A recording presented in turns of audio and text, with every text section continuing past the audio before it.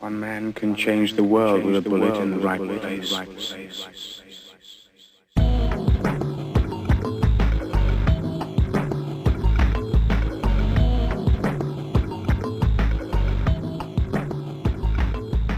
Rigmarole. Easy, buddy. There's a hard G. Careful. I heard that hard G. Careful. Easy, buddy. Easy. Okay, welcome back to episode 2. No, it's not welcome back. This is your first time here watching or listening to episode 2. Let's try that again. Welcome to episode 2 of the New to Pew podcast, where the new guy on the block, which is me, gets schooled in the ways and the aughts of firearm ownership, usage, and the likes. Episode 2 is titled Safety in Your Hands. We're trying to do puns and cool little double entendre. So this one's going to be focusing mainly on selecting your first handgun. And to help me, as always, is the bagman himself, the HNIC of the BBRN. And if you don't know what that means, now's the time to find out. Thank you for joining us again, Mr. Bagman. What's up, brother? I'm really trying to get I don't want to do the announcer voice. You can't help it. You slip into it. It's like such a natural thing for you when you do the kickoff. Ladies and gentlemen, welcome back to the New to Pew podcast, where you have a guy with a cartoon voice talking with a grumpy old firearms master. On this episode, we'll be talking about selecting your very first handgun. And joining me on this discussion is the bagman himself, HNIC of the BBRN. How are you, bagman? You're a mess. I really got to discourage you, because if I encourage you, it's just going to keep getting worse. We're here for episode 2, selecting a handgun. I don't know why anybody would. I'm a rifle guy. Handguns suck. Okay, that wraps the episode. Thanks for listening. No. That was a quick one, ladies and gentlemen. Yeah, the only thing a handgun does better than a long gun is hide.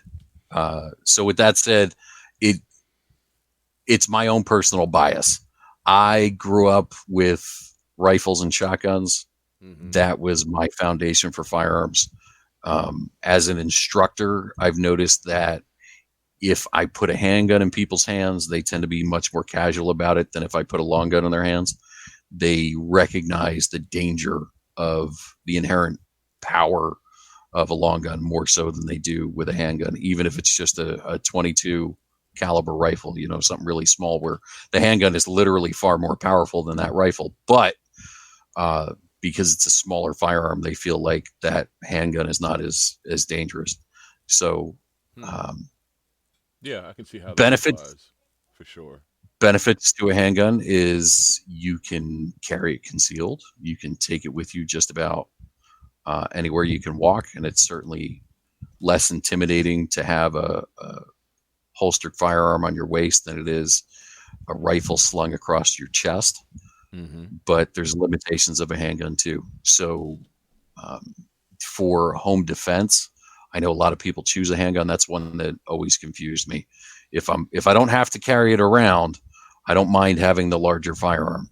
If I have to carry it all the time, then that weight's going to make more of a difference to me. But power, capacity, generally speaking, is better with a long gun than a handgun. So with that said, a lot of people like handguns better. That's where they start. From my limited understanding, shotguns are also favorable for home defense. My point of view, I would think that the handgun would be more preferred due to its mobility. It's kind of hard to cut a corner with a rifle due to length, and in a, God forbid, home invasion type situation, you would want the element of surprise and quick action around the corner. And I would think that would make the handgun preferable for home defense.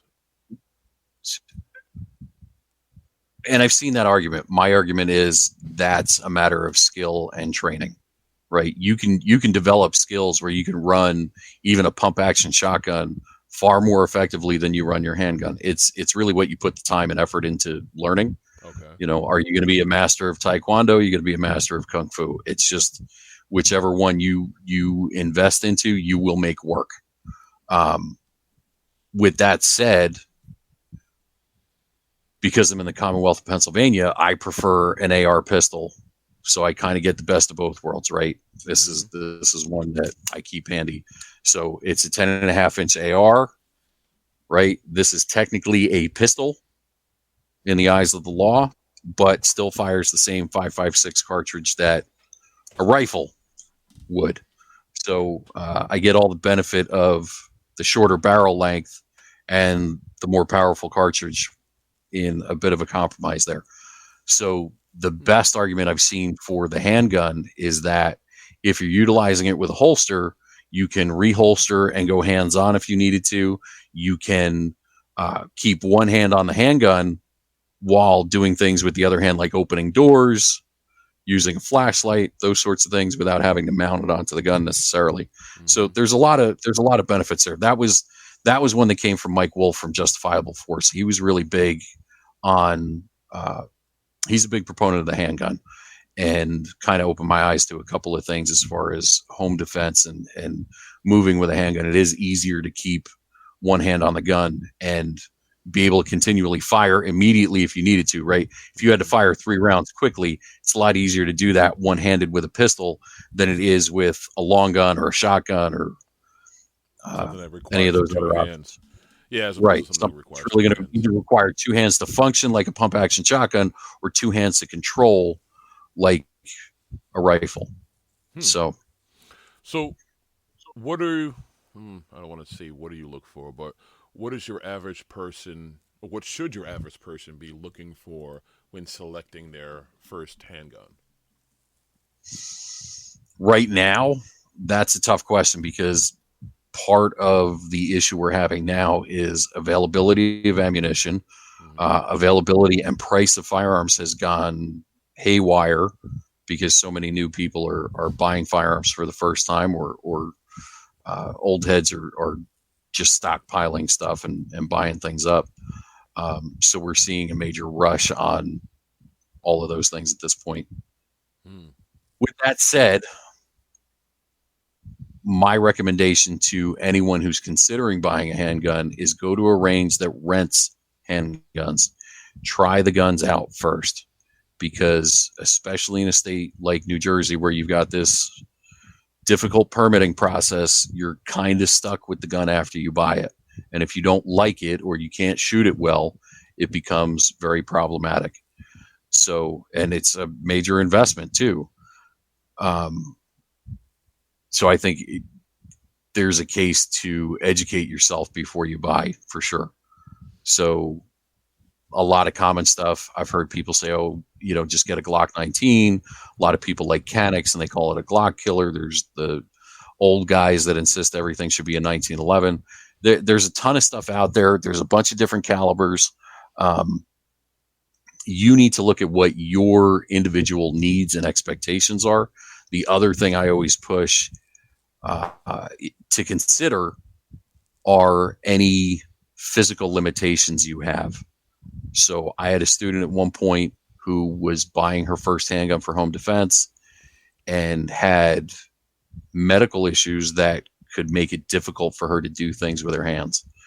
So in her case, and this is not what I would recommend for everyone, but in her case, we wanted a gun that she could use on her best day or her worst day. So for her, it was a 22 caliber pistol. She knew she wanted a pistol. 22 is way underpowered, generally speaking, for personal defense. However, she could not manipulate other firearms at that time because of her physical limitations. She couldn't rack the slide. She couldn't load the magazines. The 22, she could do all those things. So we kind of made the educated choice that it was better to have something she could use and would probably work, rather than have something that would definitely work, but she most likely couldn't use. So individual capability and ability. And you get that. I'm trying to be polite and not use the word handicap, but if you're physically disabled in some way, that may play into that too. Now you mentioned, and then, you mentioned going to the range. Is it again, my limited new understanding, I've come to at least be told or informed that most ranges won't allow you to rent if you're by yourself due to the possible suicides. that's a common practice, and that particularly applies to men. Women, it doesn't seem to be as much of an issue because I hate to go down this path. It's very dark, but generally women don't commit suicide with firearms. Right. They don't disfigure themselves that way. Right. That's much more common amongst men who are suicidal. Okay. So all of those policies are written in blood. A lot of ranges have adopted those kinds of policies because they've had suicides on site and have had to mitigate that or manage it as best they can. The RSOs do the best they can to screen those people and keep an eye on them. But if somebody's really hell-bent on, it takes nothing to just go, okay, I'm going to shoot, and then turn the gun on yourself. And I don't know anybody who could respond quick enough to interfere with that. That's very true. As the internet, you'd have to be superhuman. The internet shows us that you definitely have to be fast, and that's like superhuman to even be able to predict what's in somebody's mind. So the easy solution to that is, if you're a guy and you're curious about this, bring a buddy. Yeah. So if you have bring a friend to the range with you, and then that alleviates that, because most places will say, okay, there's two of you here together, you can keep an eye on each other, and it's the buddy system. So, again, I'm not a range owner. You would have to check out specific ranges and find out what their policies are. Mm-hmm.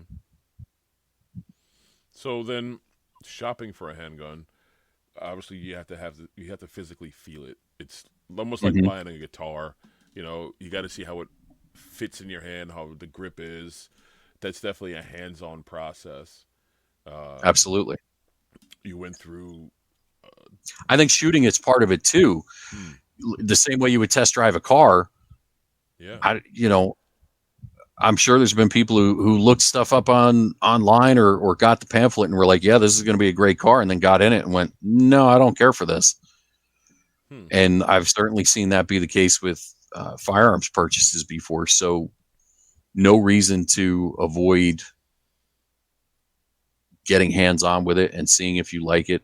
And simple stuff right away. You may pick the gun up and go, yeah, no, I don't like this. If it doesn't point naturally, if it doesn't feel good in your hand, if it's too big or too small, if you can't manipulate the slide, if you're not happy with how much effort it takes to pull the trigger, all those things are variables that change from manufacturer to manufacturer, and even certain models from the same manufacturer will have different features. So the thing I'll tell you is, figure out what you like, and don't let anybody tell you any different. There are gun shop people who get certain ideas in their head and preconceived notions, and they will push certain products on you, either because of what they feel your demographic is. Because you're a female, you should like this type of gun. Because you're black, you should like this type of gun. Because you're short, you should like this. You're tall, you should like that. You figure out what's going to work for you, and then stick to your guns when it comes to how you spend your money. Pun intended. Totally pun intended. Absolutely. Dad jokes all day. Yeah. So, and I pause for effect so you can edit in the whatever noises you want either later, whether it's applause or the I'm going to put both in. I'm going to pan one to the left and one to the right and let the listener decide. Nice. What he thinks the audience is doing. So, yeah, you gotta try it before you buy it. That's the long and short of it. And then all you really sure. So you mentioned, if somebody bought a firearm and they didn't like it, you're stuck with it. So what's the resale, or is there a resale market? Like you bought a firearm. There is. And what's the process for reselling it like that? Well, and that's where it can be a pain in the butt, right? Because you can't return it. And much like a car, as soon as you drive it off the lot, it loses its value. As soon as you leave the gun shop with it, that's a used gun, whether you ever fired it or not. And depending on what the market's doing at the time, that could dramatically impact the value of that firearm. So the other thing I'll tell you is gun shops pay pennies on the dollar for used firearms because they want to make a profit on that gun, right? New firearms generally don't have a big margin on them. Used firearms is where they're going to make that up. So let's say it's a $400 handgun. They're probably going to offer you $200 for it, even though it's like new, because they know it's going to take up space. They're going to have to show it to somebody. They're going to have to go through the rigmarole of selling it. They want to make some money on that. A new firearm, they're willing to not make as much because they're going to try to sell you accessories. They're going to try to sell you upgrades. They're going to try to sell you ammo with it, all of those things. And that's really where they're going to make their money, is on all that other stuff. But the margin on a new firearm is not much at all. Sometimes it's as low as 5%. So if you use a credit card to pay for that firearm, they may have lost money on the gun, depending on what their credit card processor charges, right? They get fees or whatever when they have to use credit cards. Sure. Huh. So the products normally sold at gun shows are usually new, correct? It's all over the place at gun shows. So I just did a show over the weekend. There's plenty of used firearms to be found there. There are new firearms there for sure. FFL dealers are there. And I don't care what anybody on the TV says, you will get a background check at a gun show. You won't find a gun show in New Jersey because they're effectively prohibited. But in Pennsylvania, they're fairly common. So whatever rules apply to you in your state of residence also apply at the gun show. If you're from out of state, you're not going to be able to buy a handgun at a gun show. Point blank, period. It has to be shipped to an FFL in your state. You can't buy a handgun out of state. You can buy a rifle or shotgun as long as it's compliant within your state at the show and bring it home. But you're going to do a background check, the transfer, the whole process, just like you do if you were walking into a brick and mortar gun store. It's just they're selling it from a different location, but the process is exactly the same. The thing you may see at a gun show are people who are looking to sell firearms from their private collection. Sometimes you'll see those guys walking around with a rifle over their shoulder and there's a little flag or a piece of paper hanging off. It says for sale and what the information and their asking price is. New Jersey does not allow private transfer of firearms anymore generally speaking, between two people. Okay. So without getting too far into the weeds on that, I can't sell you a gun without going through an FFL. Basically, the FFL signs it into their book, does the background check on you, and then sells it to you. So it turns into a consignment situation then. Pretty much. And they're going to charge a fee for that. A lot of shops don't like doing it. So even though it really only costs them about $12 to $15, I think, I forget what an actual NICS check costs. They're probably going to charge you in the ballpark of $50 to $75 just to handle that transfer because they really don't want to do it. And that comes down to, is it worth my time and aggravation? I'm not making any money off of the product. I got to get some money to make this worth my time. Or I'm just going to price it so high that nobody wants to pay. Like it's for sale, but it's not really for sale. You know what I mean? Right. So at the gun shows in Pennsylvania, those guys that are walking around will probably bring, if you're interested in the firearm they have, they'll probably bring you to one of the gun shops that has a table there and do the transfer there. Interesting. Very interesting. Again, I'm not a lawyer. This is not legal advice. Consult your attorney for more information. Yes. We'll have to get that like pre-recorded and I'll just put it on the soundboard. Yeah, make it a button on the soundboard. It'll be bumpers between like every 5 minutes. It'll just time out. That way nobody thinks that we really know what we're talking about. Like your ham license, you have to blast that every so often. Yeah, we'll just keep reminding people. This is not legal advice. Yeah. I'm just a goon. Just two goons talking about stuff. That's trippy. That's definitely again, coming into this world, there's so many misconceptions and misinformation. Oh yeah. Partially due to the fact that the process varies from state to state. You know, Well, and I think the other part of the problem is you get politicians using scare tactics, and for some reason they can say whatever they want. You can repost it wherever you want. That never seems to get fact checked. But anything you say will get fact checked. But if a politician says, it's easier to get a gun than a book in this country, people go, oh yeah, it must be. It's really not. It's really not. Yeah, speaking personally from experience, it was not an easy thing, and Mm-hmm. I can only imagine people's misconceptions purely being based off what they are told from the media, because most people don't do research to find out if they're being lied to, and usually Sure. people find out that they're being lied to when they have to go do whatever it is for themselves, i.e., go get a firearms ID, and you realize, okay, this is taking 3 months. This is not as easy as people are telling you that it is. So that's The other one I thought was funny was I had somebody come up to me at the gun show over the weekend, and she says, "Oh, I'm here from New Jersey, and I'm looking to get my first firearm, and I don't want to do the background check. How do I get a gun without a background check? I'm new." And I looked at her and went, "You don't. What agency are you with?" I'm about to say, that sounds like a fan. Right? Yeah. Hello, fellow young people. No, I didn't actually say that to her.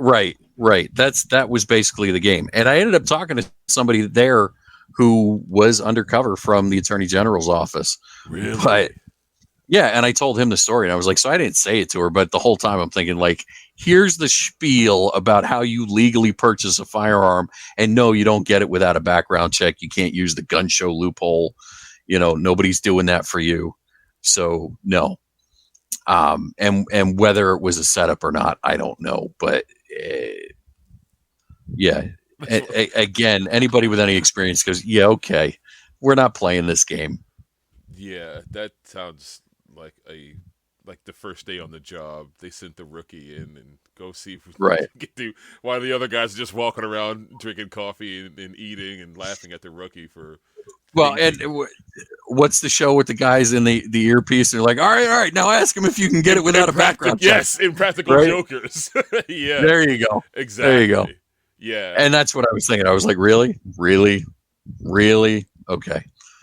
So I gave her the whole rundown. I was like, no, you can do this, you can do that, but you're going to have to do a background check no matter what you do. And if you're trying to buy a handgun, it has to ship to an FFL in New Jersey, where you're going to get a background check at the time of purchase anyway. So you're doing a background check whether you have one, whether you want to or not. And since you don't even have your firearms ID card, you can't buy anything here today anyway. So you need to go back to the New Jersey State Police website, just down through the whole thing. Yeah. And then I was talking to the guy from the AG's office and told him about it and ran down the whole thing. He just starts laughing. I was like, oh yeah, you can tell I've practiced this script, right? Don't do dumb stuff and then expect to get away with it. Well, people do try, man. People do try. They sure do. They certainly do. Well, I don't have any more questions regarding buying your first handgun. Oh, you know what? Go ahead. Tell us about your experience buying your first handgun. My first experience is that's the other side of this format. You get to ask me the questions and I give you the old head's perspective, and I want to know what your new guy experience was like too. So turnabout is fair play, sir. You're right. So my experience, so it was Christmas time, 2020.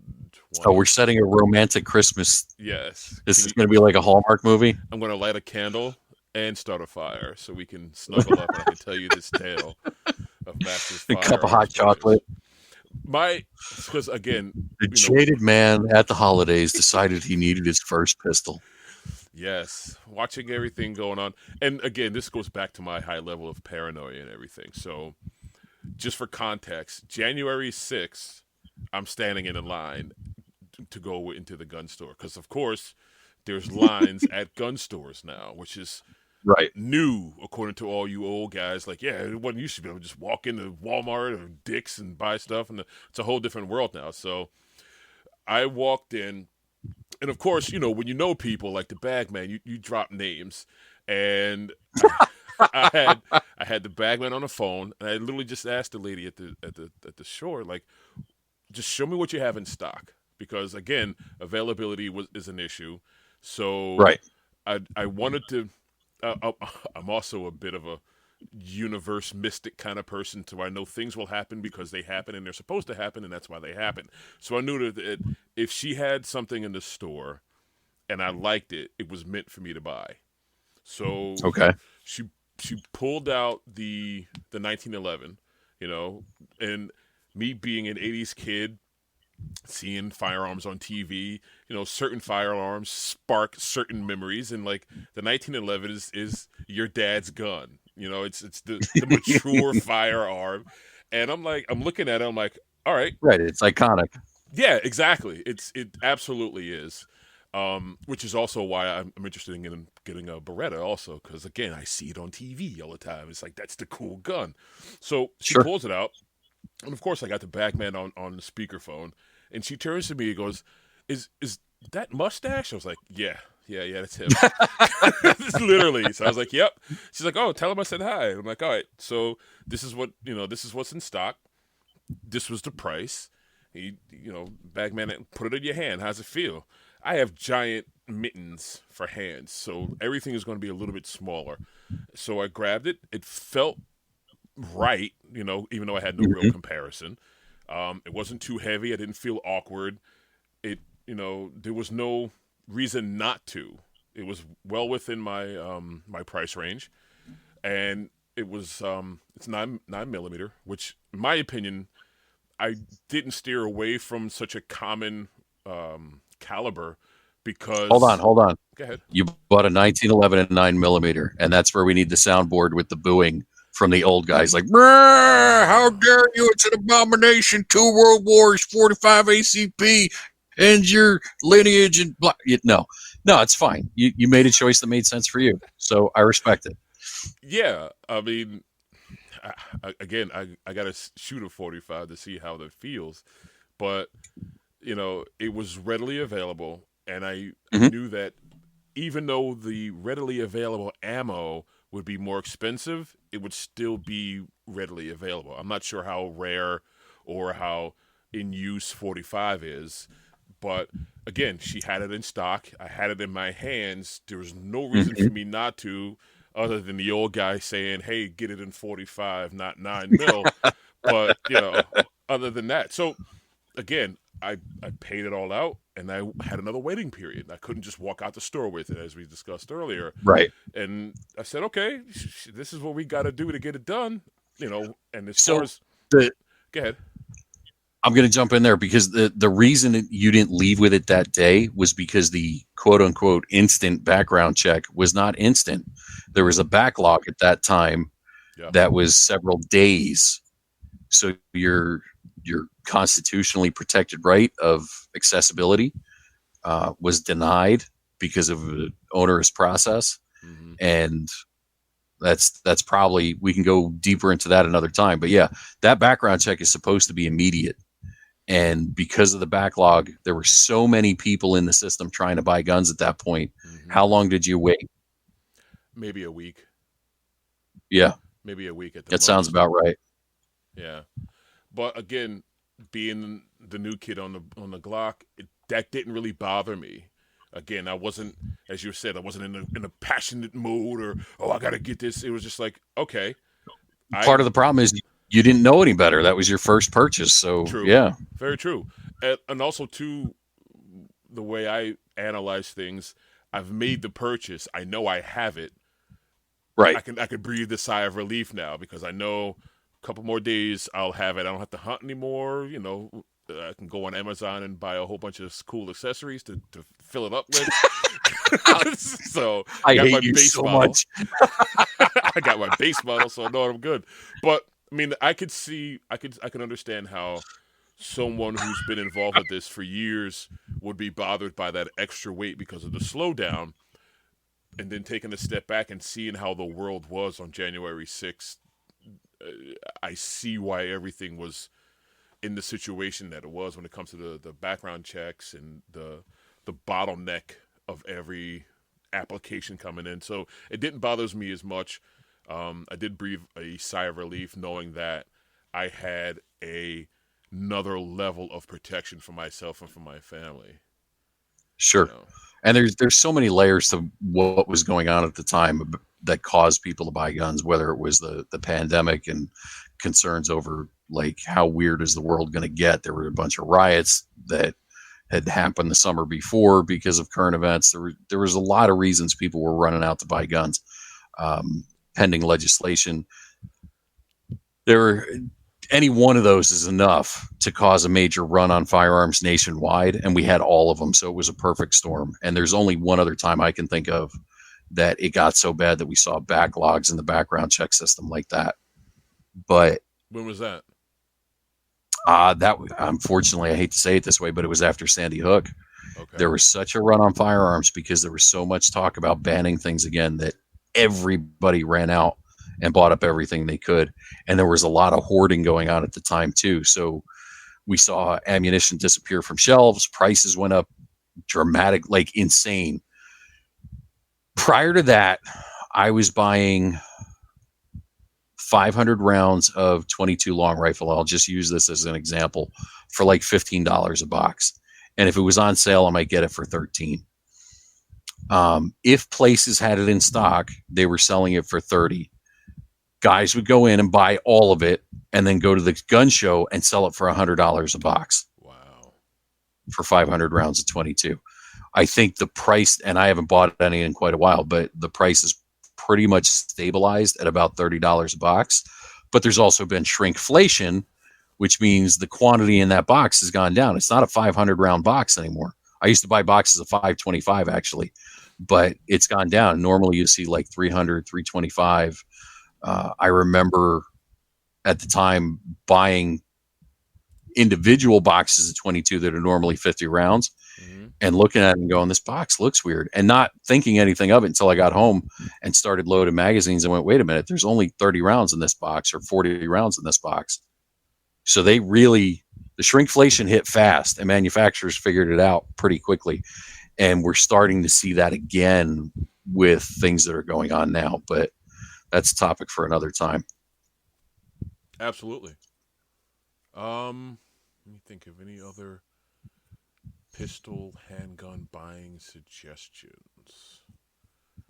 What else to buy with your handgun? There you go. Right? If you're buying, when they buy a handgun, what other things do you recommend they also start so shopping? Most handguns will come with a hard case. I'm personally not a big fan of hard cases because once you've got more than one gun, it's easier to take a soft case and put it into a range bag, a backpack, a rifle case if you're going to bring a rifle and a handgun to the range. So the soft case is a good choice. Extra magazines, plenty of ammunition because it's like a car without fuel. It doesn't go anywhere. That's true. So, but really the first thing is ammo and range time. Get the gun out, shoot the shit out of it. You don't need to change anything. You don't need to upgrade anything. Get several hundred rounds through it before you do anything else.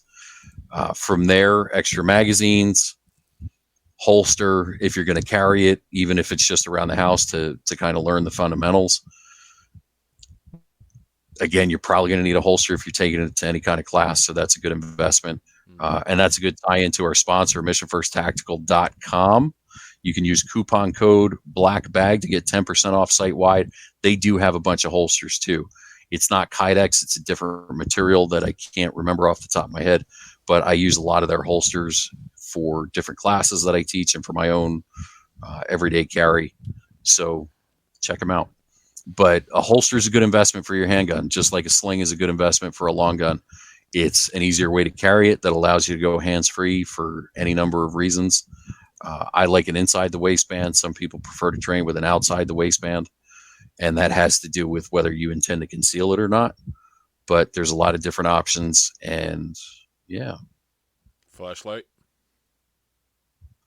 Lights are an option, but if you're going to mount a light to the gun, that will impact what holster you can buy, because those things have to cooperate. You can't just buy whatever light you want and then expect it to fit in the holster, because the holster is shaped to the gun. So And this seems like an obvious thing, but if you're brand new, you might not realize it, and it's worth having these conversations. You're new to Pew, so here we are. Yeah. And that's why I don't necessarily put a light on my handguns. I don't do much to my handguns at all, to be honest with you. I get a holster for them. I carry them. My revolvers get speed loaders to go with them. My pistols get extra magazines to go with them, mag carriers, things like that. But I use a handheld light for everything, and that's my preferred method. I don't mount a light to the gun. There's plenty of people who do. There's certainly nothing wrong with that. It's just another step. You have to make sure your light mounted to your gun is going to go with your holster. And if you pick an oddball light, you may have to get a custom-made holster at that point, which is a whole nother process.